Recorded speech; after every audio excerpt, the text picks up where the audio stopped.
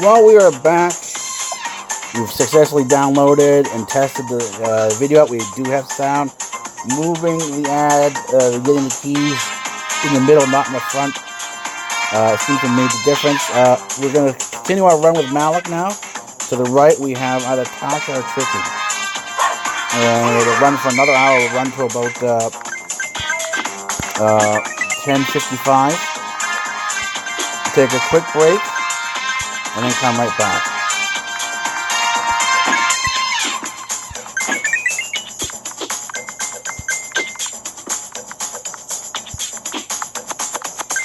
So we've got 2 hours left to go in WordWeekend. And we're going to try to run the entire roster. So let's see what we can do here. I'm dropping the run for gold from the to-do list so that we can focus on running and completing the WordWeekend.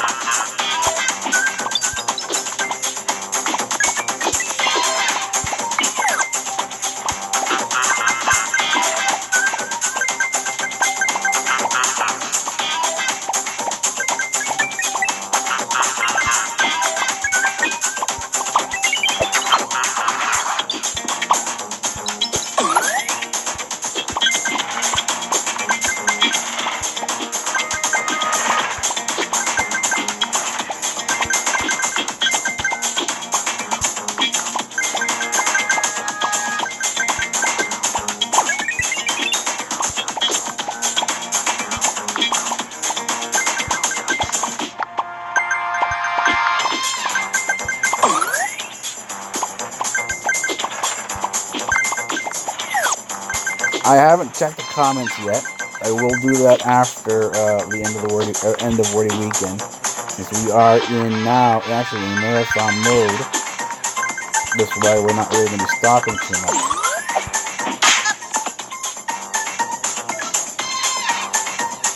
The case seems to be elusive, so we'll see what happens when it places itself next. I'm not going to double up the hoverboard. I'm saving a bit of time.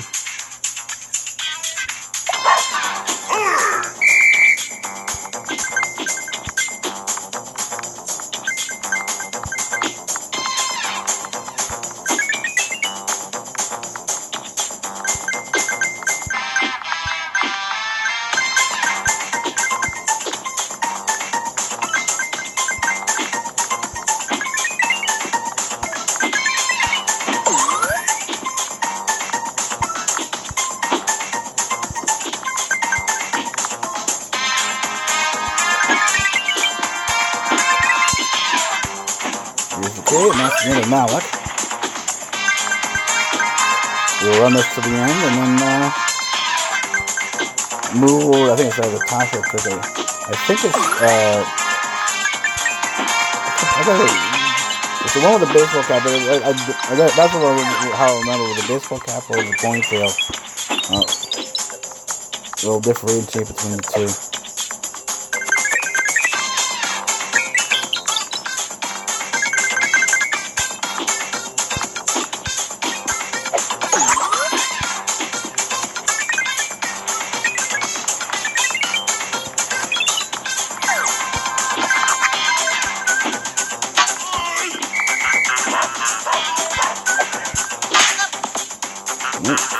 Not bad. So we get here, we get my hoverboards. We'll definitely double those up because we'll get 28 boards. Media won't go down any further, so we got that pretty good. Most games, if you're looking at this particular thing of retraining the brain, most games that require some degree of skill are good for working on cognitive skills, or alertness or reflex or whatever, and even memory. So it's not the specific game that you're playing, but the fact that you're game playing. So there we go, 28.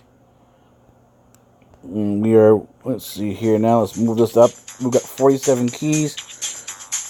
Close to We're close to 105,000. Select. This is Tricky. Tricky has the baseball hat. So we'll run with her.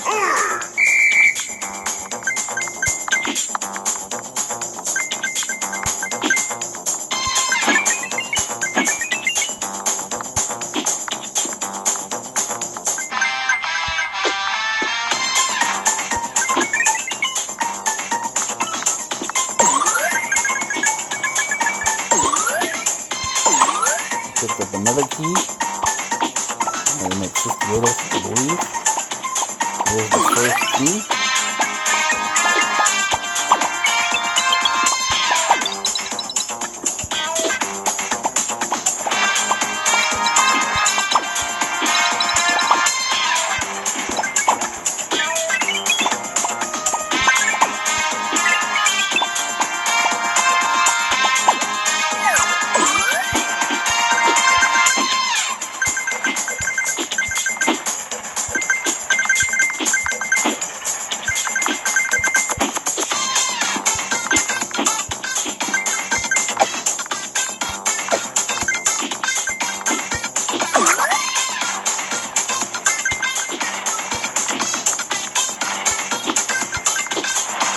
I have to get myself a glass of water before we start the discussion again. My throat is the mouth is a little dry.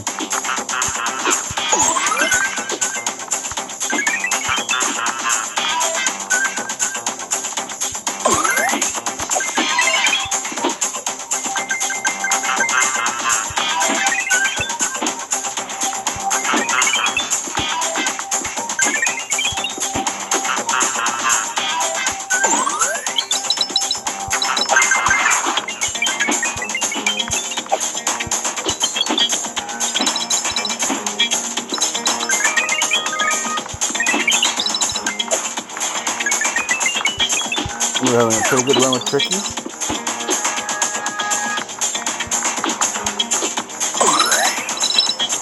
There's the important jetpack. We'll let the magnet run itself out. I don't have to do anything.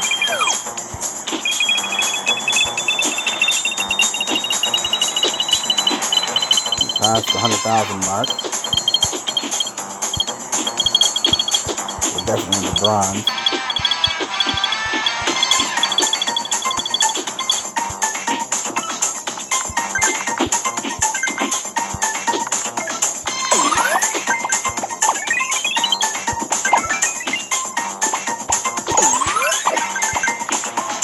The I. We've got 3 letters down. And there's a C, K, and a Y, so 3 letters left to go. So pick another jetpack. We will pass the 200,000 mark in terms of our points.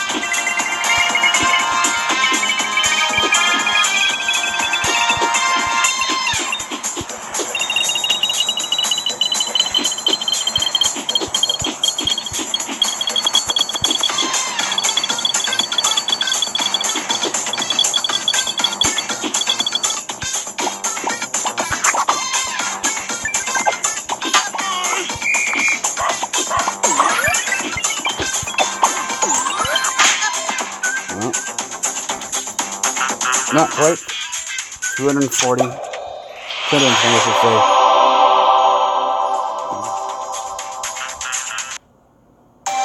Just keeping up isn't enough. The HuffPost app brings... Huffington Post. More mainstream media, more...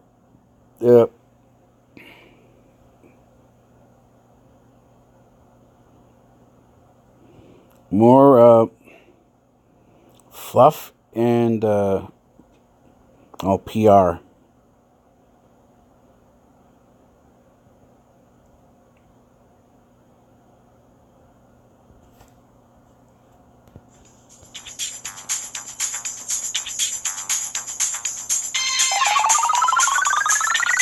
We have 68 keys.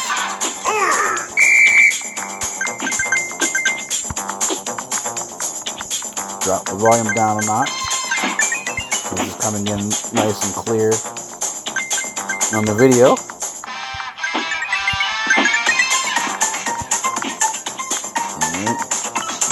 Get the K. You have one letter left to go. Let's get the surprise box. Or a mystery box. Let's call it mystery box.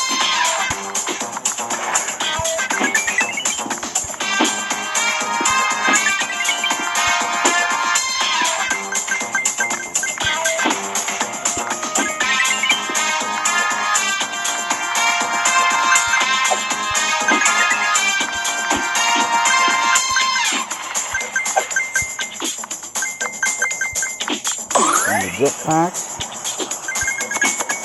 We are under the 100,000 mark.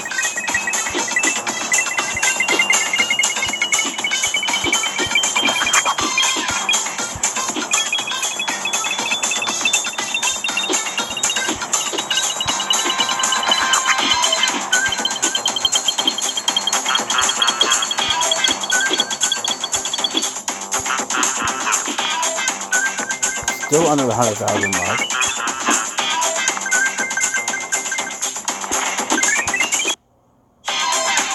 Oop. Networker.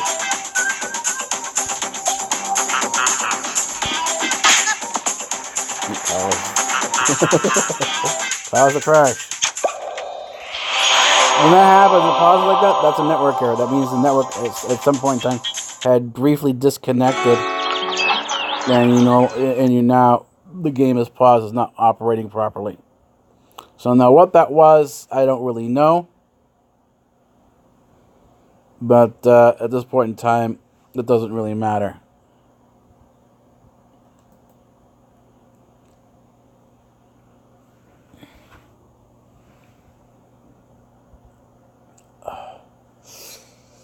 And we're just 10:15.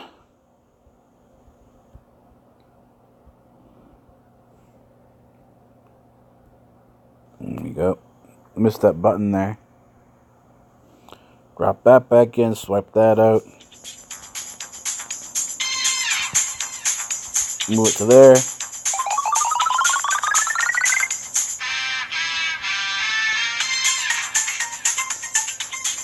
There we go. We got our volume set to the star of score.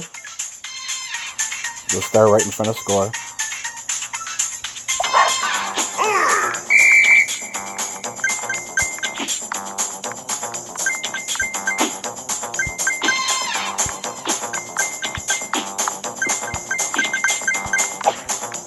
So, we just have the Y left to go. Let's see if we can complete the run with Tricky in this run here. We'll see what's going to happen next.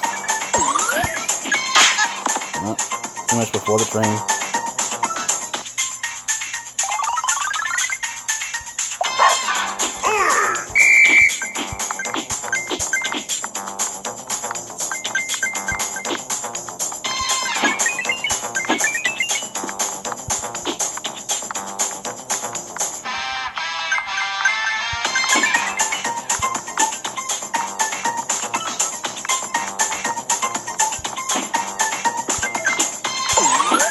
Another mystery box.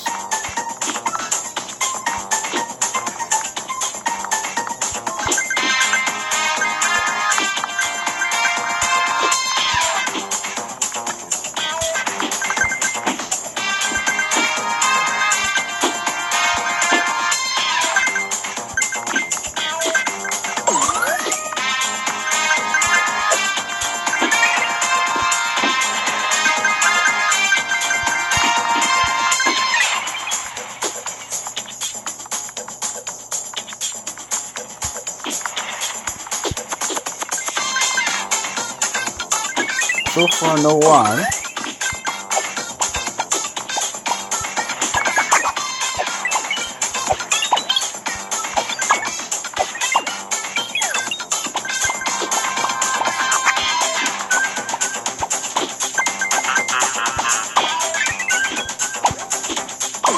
Got the Y.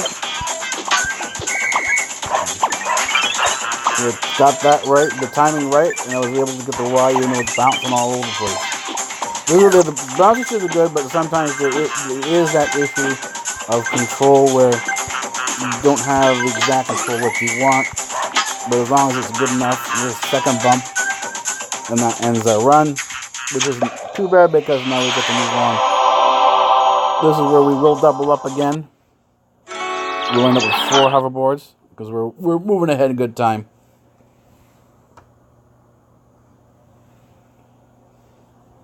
We'll swipe that away. Yeah, I'm not a big fan of Bixby. I'm not a big fan of Alexa or the Google thing. Some people like it, but I'm not necessarily a big fan of these different things. The interesting thing is watching Our Family Nest, when they asked the question to Alexa from from Amazon, which is Jeff Bezos. I think it's Jeff Bezos anyways. Asked if the CIA was watching or listening. It answered a whole bunch of other questions, and as soon as it came to that question, it simply shut off. And they tried it several different times, and they weren't able to get any answer out of Alexa on that specific question. They weren't able to get any specific answer for it. So a lot of times a non-answer or no comment actually is a larger indicator of something than it is of nothing.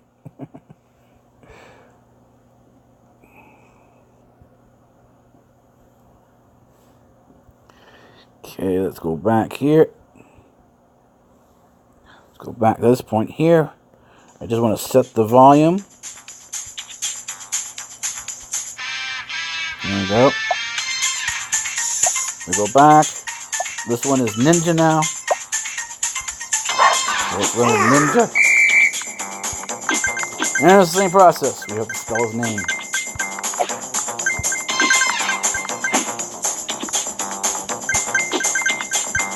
It's 5 letters, Ninja.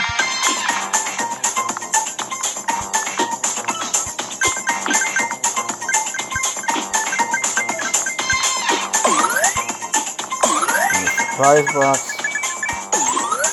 and the mystery box.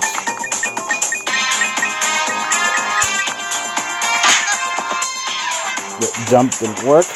I had swiped the jump, did the gesture, but the gesture didn't translate into anything. Double the coins up, drop the volume, and now we wait for the ad to finish.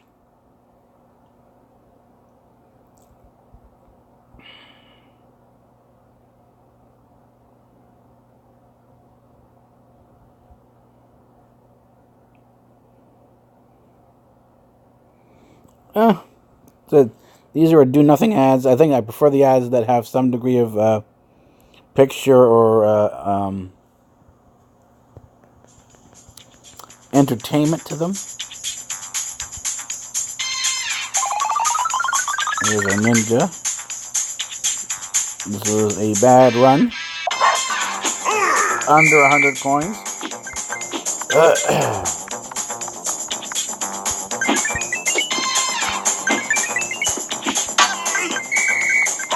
Didn't quite make the frame there.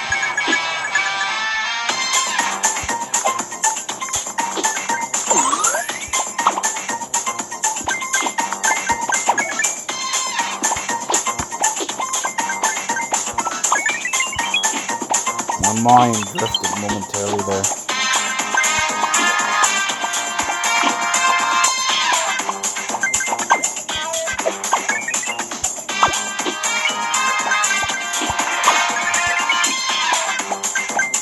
My alertness often depends on the level of fatigue. And if you haven't eaten your thirsty or hungry, then the level of fatigue goes up. And of course, your alertness goes down, and your gameplay suffers.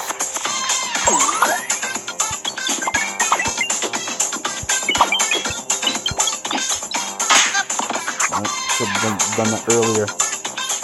It jumped from the side.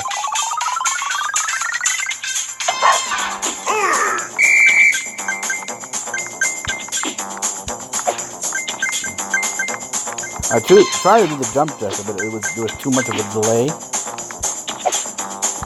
So the jump gesture didn't register in time for it to jump. You see how it jumped late there. It should have hit the ground and then jump right immediately, but it didn't do that.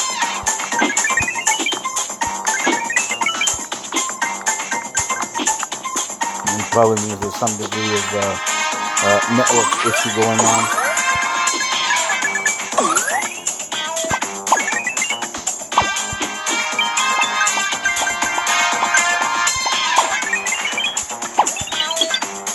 This also the reason why we had to pause.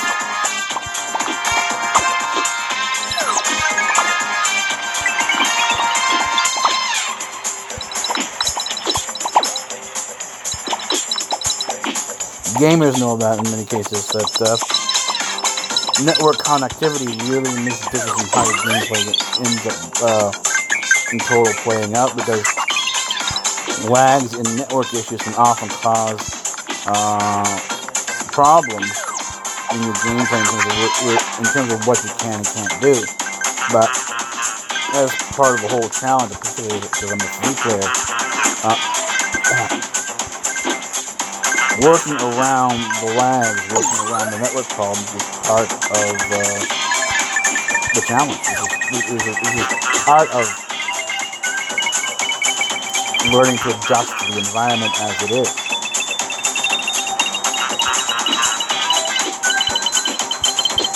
As I was saying, this type of gameplay where thought is often involved. It doesn't matter what game you're playing, as long as you're playing, you're working on your cognitive processes, including your reflex, your alertness, and so on and so forth. And of course, you're not always all the time jumping and exuberant and there's going to be times when you're silent, there's times when you talk, and everything in between.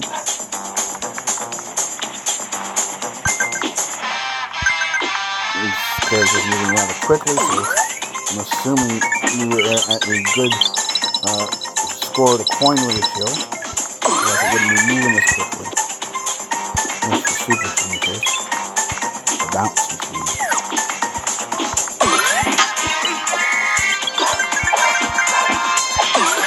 And I am, and the J is next. So we've got 3 of the 5 letters. We're more than halfway done.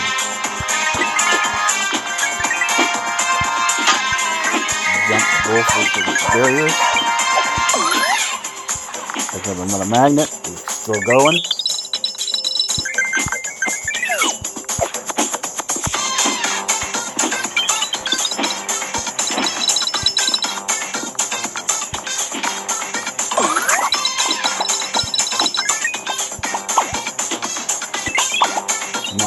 Trying to jump on the train.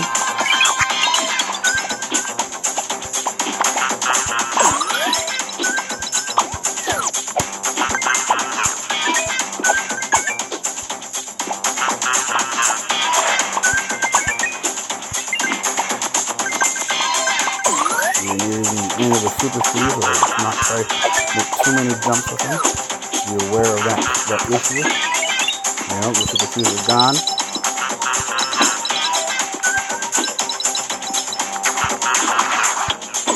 J.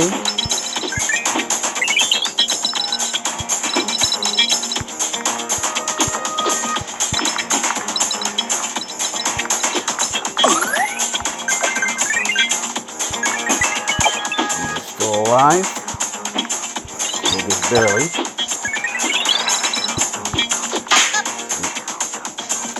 Not bad. We got up to 300,000.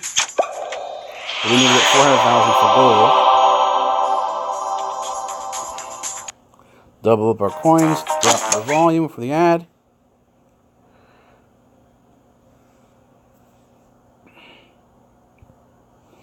Swipe the note away from Samsung Galaxy 8 Plus, S8 Plus.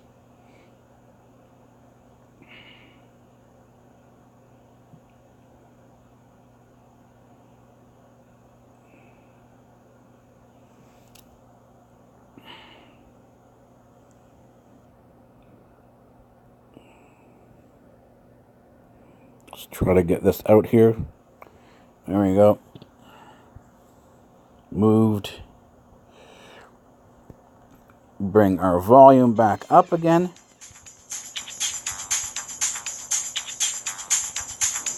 Sufficient. Takes a picture. And we were just 20,000 off the mark of a new high score, of the new top score, but not bad.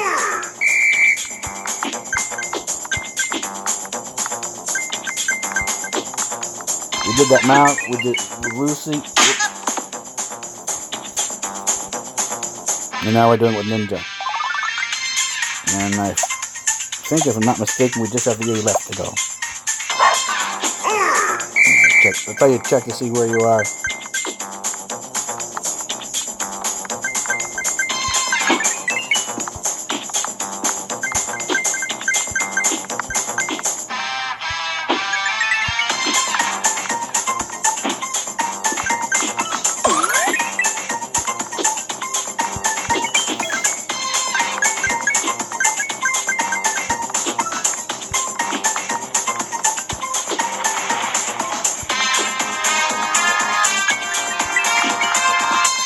It was quite amusing to see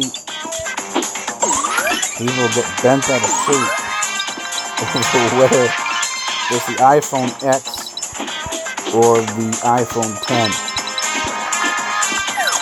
Now, this is an argument much like the whole creationist argument. You have one group of people say, "Oh, there's no way that God created the universe in 6 days." Blah blah blah blah blah. And then you have people on the other side say, "Yes, they did. Yes, he did. He did everything in exactly 6 days." The thing is, these are arguments that, in many cases, in both cases, both sides are incorrect. What am I talking about? Well, if you know your Roman numerals, you know that X is 10. So you can actually use X, or you can use 10. Either is fine, depending on whether you're using Roman numerals or you're using digits. I think you want to use the last numbers, the last digits of the year. 2017, so 17 is the last two digits. You want to do it in Roman numerals. It's XVII.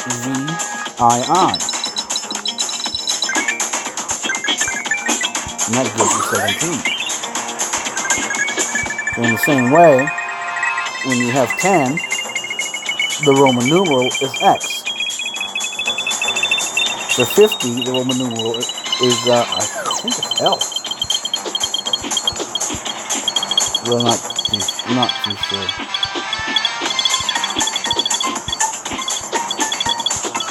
Yes, L, because C, centurion,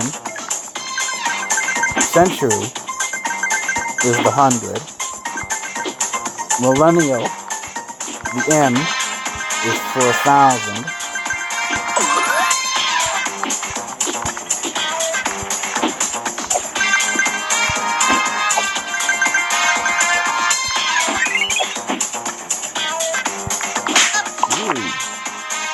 Not bad, 828.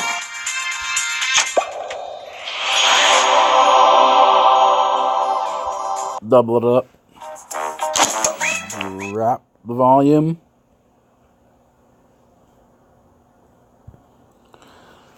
Swipe the notification. And now we're doing another Angry Birds ad.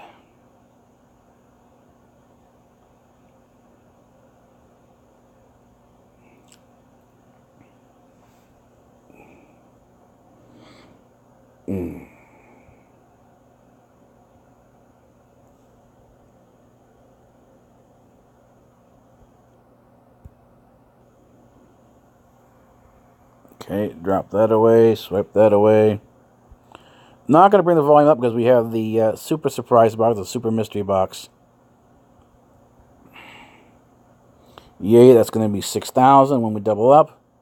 This is why we didn't put the volume back up again, because we have another ad to go. This is the slot machine. These are the slot machines, and these are the ones that are often rigged. And this was talking about the difference between the digital and the analog. The analogs can be rigged, but they can only be rigged to a certain degree because there's always this issue of physical reality, where in physical reality, although you have something rigged, that doesn't necessarily mean it's going to go the way it goes, because there are often mechanical issues that sort of shift and change the odds from the predicted to the unpredicted. So there we go, 6,000, and we are now, ironically enough, 106,000. I haven't spent any money. So, let's see what we have here. We have to take this picture of Ninja, and then go back and run with the other character. That's what I'm talking about, glitches here. We should be above the 106,000 mark, because we were talking about before, we were at just the 104,000 mark. And, no, actually, I'm off my digits here. This one, I'm off my digits. Is 1,000,006, not 106,000. So that's where we are. That's where we make our mistake there. So we're gonna run with Jolien now. We are at 10:36. Bring our volume back up. That's sufficient.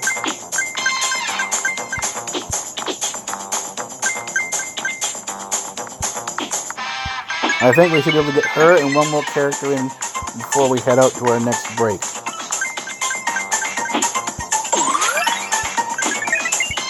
There's the J.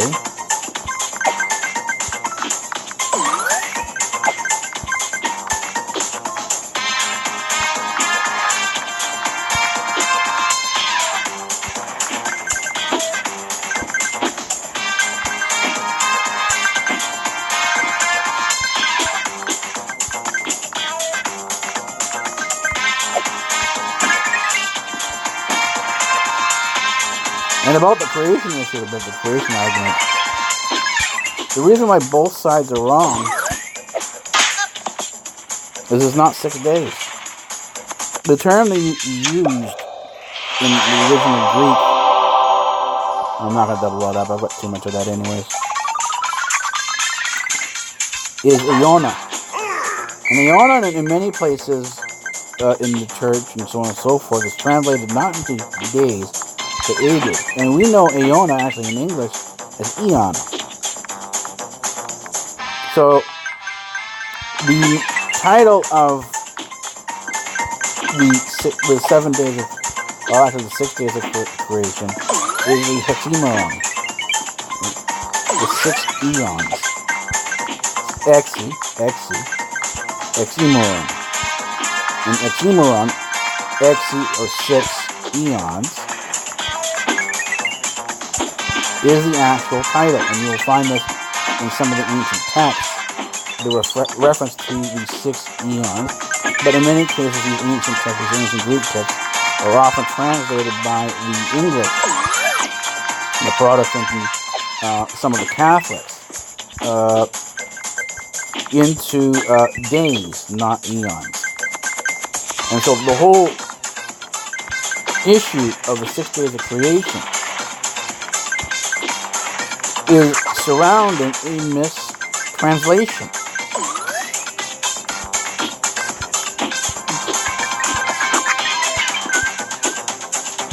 Same thing goes with the wedding. There are things that are not necessarily completely understood within the church. And there's certainly room for a lot of misunderstanding. Just it didn't go.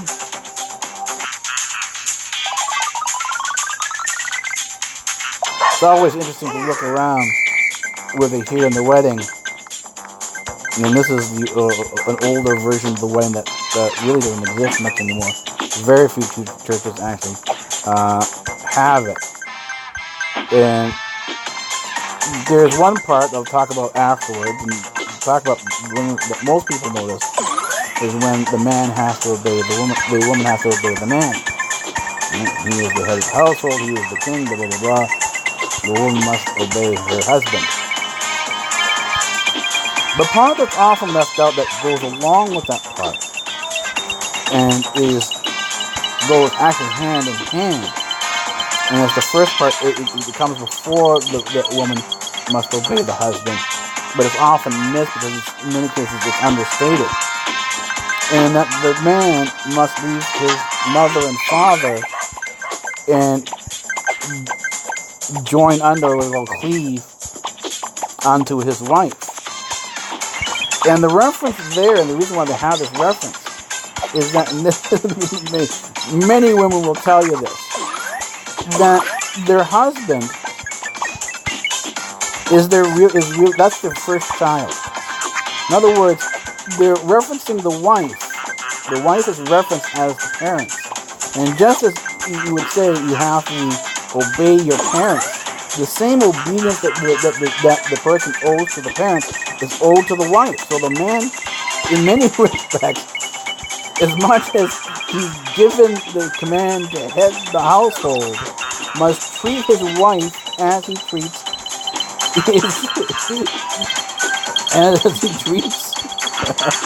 his parents. So in other words, she'll obey him only to the degree she allows. This is the full meaning of this. The amount of obedience that a wife has to her husband is the amount that she allows. Because she's the parent. She's the mother. She's the father of the household. And that's what that first part means, but most people just completely gloss over and miss it and don't give it a second thought. And this, of course, all the people running the stuff and deciding what needs to be done are men. So they're not going to go, we're going to give up our household status for this. And so they, and over a period of time, it becomes that, well, this is the way things are, and then we're not going to change things. So this is the way history's come up. This is what tradition is. But you can see that it's there. Go look at these the services, the ancient services for marriage, and you'll find that clause in there. And you'll find it that it's specific to the man when he must leave his mother and father and cleave unto and join unto his wife. Now they use the term join, but the join doesn't really denote or provide a significant degree of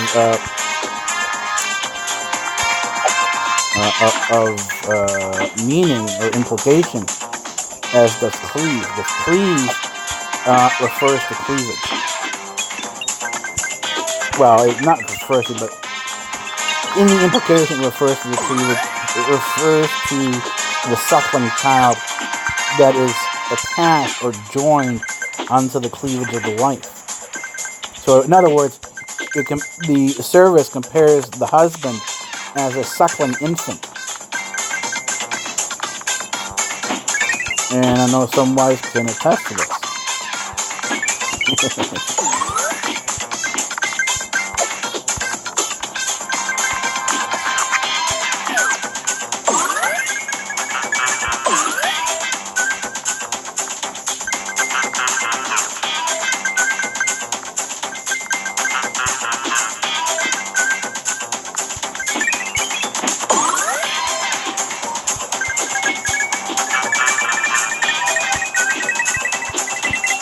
Now, this has come up in sitcoms where the younger kids, particularly the males, think that they're going to run the household, and the husband looks and says, "Yeah, right. Good luck with that." Because they know what happens is that in the marriage, the way it ends up working out, that the mother, the wife, is the one who runs the house, and the man is, given permission now in later years to have a man cave. And this is the whole origin. This is the whole origin of the man cave. Man cave exists because woman is in charge. The woman is the mother. The woman is the parent, and she decides how much authority the husband has. And that authority primarily exists within the man cave.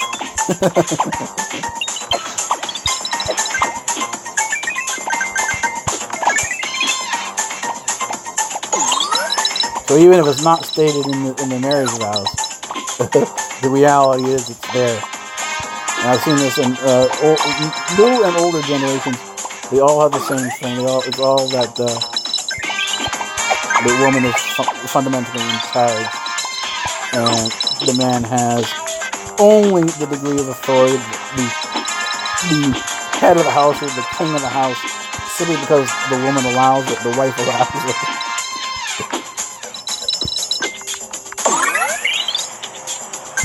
Alright, we're at the 200,000 mark. Heading towards the 300,000 mark. There goes the magnet.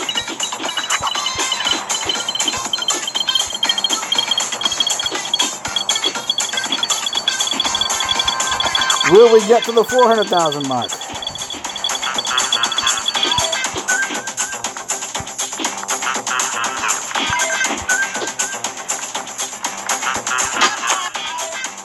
Double hit. No swipe and not quite. I'm not going to double that up. There's no need to. There we go. Julian does a good run as well. Matter of fact, I think we might run with Julian for the run for the gold on money rather than Lauren.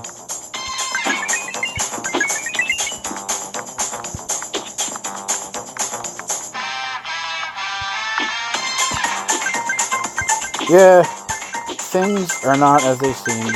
Very rarely do things actually end up matching up with what we expect to be the truth. This is what I was talking about the Huffington Post. Not the Huffington Post. People on the left. The people on the left, the socialist justice warriors, in many cases as ignorant as the counterparts on the right.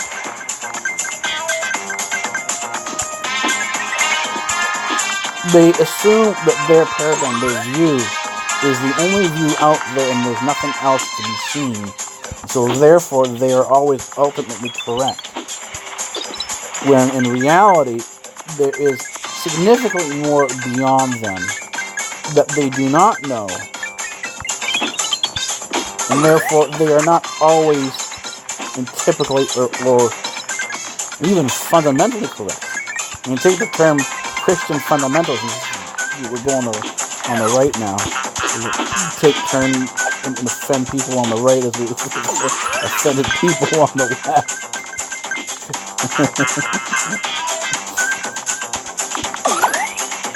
Well, there's nothing fundamental about the Christian fundamentalists. The Christian fundamentalists emerged basically in the 1800s in the United States. That's an 1800-year gap between them and Christ. So they are not Christian fundamentalists in terms of being fundamental to Christ, nor are they fundamental to the early Christian church. I mean, the papacy gets the closest at 1000 AD, and the papacy is 1,000 years. European Christianity, because the papacy founded European Christianity, and it was a fundamental shift away from Christianity. It was a form of paganism. What they did is what the Roman Catholic Church did with the papacy is created a Christian war god. It justified their march across Europe, their sort of conquest to create the first Europe. So the first Europe is actually Roman Catholic, and they are not Christian. They are anti-Christian because they use Christ and the church and God as a war god. They use it for the justification for war. And that is the opposite of what the original Christian church was all about. And this is why the original Christian church, if you want proof of this is why you had the early Christian martyrs going, not fighting and screaming to their death, not blowing people up, but they went peacefully, happily to their death because they knew this was death was the transition between this world, the physical world, and the spiritual world. Death for a Christian is the birth into the next world, into the next life. And ironically enough, talking about this world, the next world, and most atheists go, "Oh, what's this guy talking about?" Well, I'm actually talking about M theory and the multiple parallel universes that exist within M theory. So what happens is that science, in many ways, has come full circle, and we're back again with physics, and particularly superstring theory, which is the physics beyond quantum physics. We're now talking about multiple universes, which includes the spiritual universe and things like heaven, which in many cases there could be multiple heavens. And this is in some of the ancient texts. Again, mistranslated in the Our Father. It is not our Father who is in heaven. It is our Father who is in the heavens.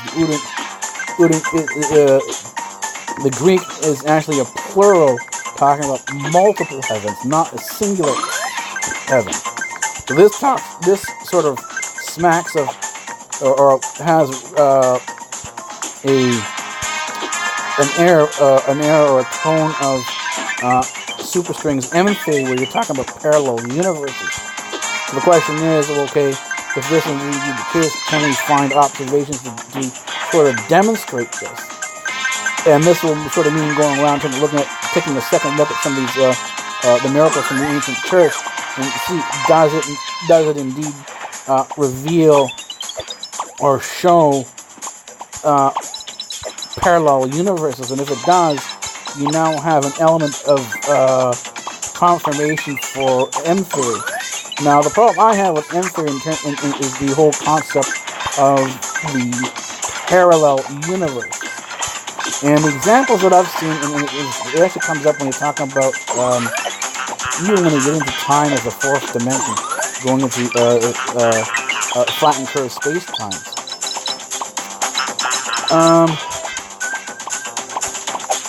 Typically, the axes within space are perpendicular to each other. They're not together. We're done with Julian. That means they meet at a point. They meet. And they meet at right angles. Or corners, if you will. A corner is a right angle. So if you understand. And so the two walls that meet at that corner of the wall, of the two walls, thus that's your those lines are perpendicular. They're orthogonal to each other. They're at right angles. And this forms your axis. The plane is like a paper. It's only two dimensions, is length and width. And then when you're talking about the third dimension, depth, is when you get into some of the more, the significant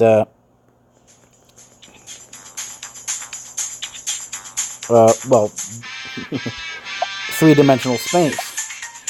This is Fresh Prince of Bel-Air. This is his character in here. I don't want to have anything to do with the development of this, but anyways.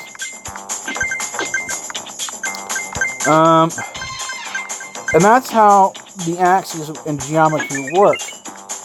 But what happens as soon as you add in time, and this is the problem that you end up with mathematics, is it all of a sudden becomes contradictory, because with time is not only perpendicular in terms of meeting up with the dimensions of space, but it's also parallel at the exact same time.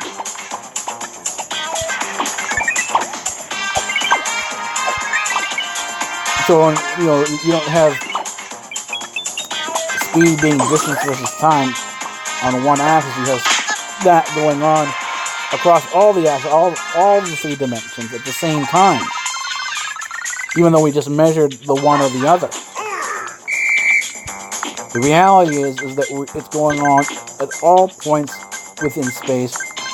Time is actually working its way forward. But again, our description of time is very weak, because we're not actually describing time itself.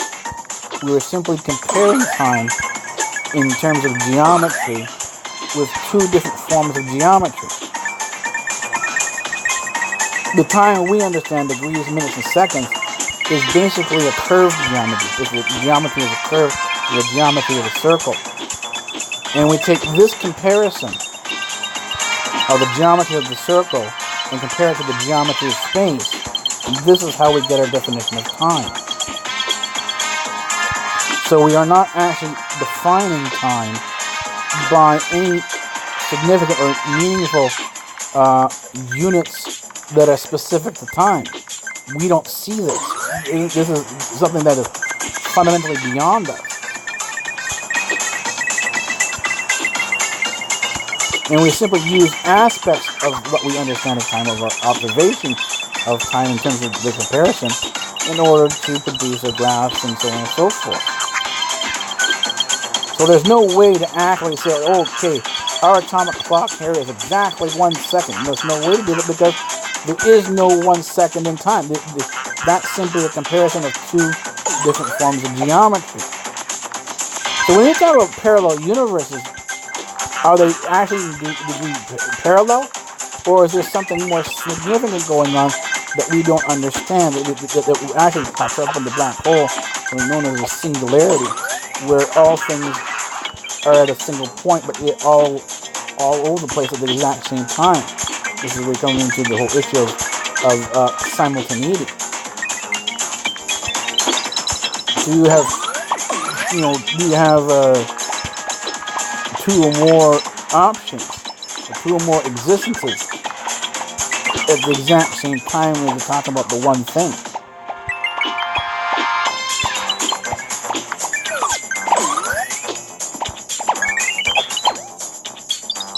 And going back, and this is why history was important, that realize that history does have a connection to even more advanced sciences.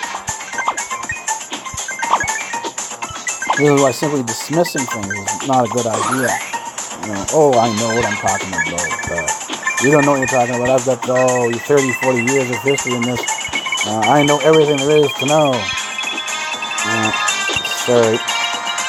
But according to the Heisenberg uncertainty principle, and from what I've seen, knowledge is an asymptotic, and you can never actually reach the total knowledge or absolute knowledge. You can only approach it in the limit, which is the fundamentals of calculus. And the fundamentals of calculus brings us back into India. How? Well, through alchemy and the Jewish text of Kabbalism. Yes, both Newton and Leibniz did their mathematical work on Jewish Kabbalist texts on alchemy. Both Newton and Leibniz did their early work as alchemists.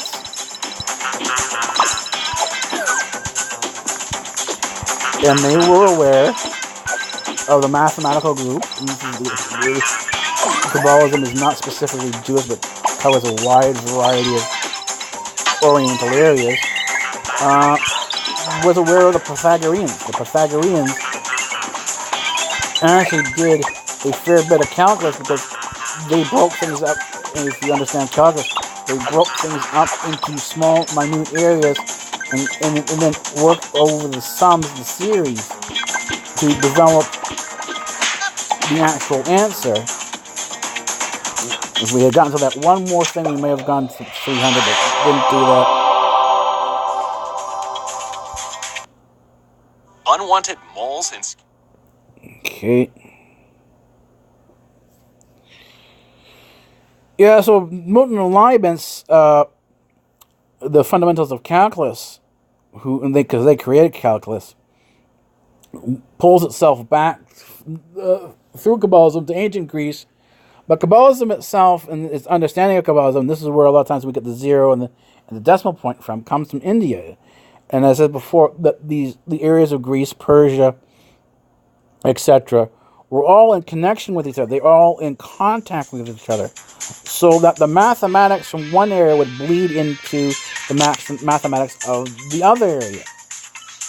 And this is how you would have work being done by Pythagoras, eventually ending up in the hands of Newton and Leibniz, and from there developing the basis of calculus. They actually developed calculus. It was based on these concepts that came in through these alchemical texts, which included the geometry of Pythagoras.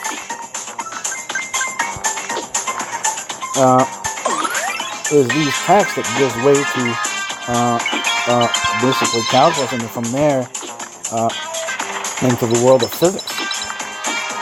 And the world of physics goes through and look at what Operation Paperclip was and how it sort of applies to the current state of physics that we have today. The current state of physics is the sort of the nexus, the point which all sciences meet. So indeed, all sciences are connected to this. You can see how it works. But it is a rather long and cumbersome time. It will take you a couple of years, really, to dig up all the sources you need to find, everything you need to find, in addition to knowing how to actually do some of the research in physics itself, just by doing some of the observations, the observational work that really sort of pulls the physics together, because if something is asymptotic, something cannot be fundamentally reached, then the only option left is observation. And in that observation, you will only have an understanding, not result understanding, and understanding within the limit is as close as you can get, but without actually getting there, but saying, okay, yes, I am close enough. But ironically enough, as you do the research and you do more and more, you realize that your assumption of close enough really isn't close enough, and there's always more to do. Another good run.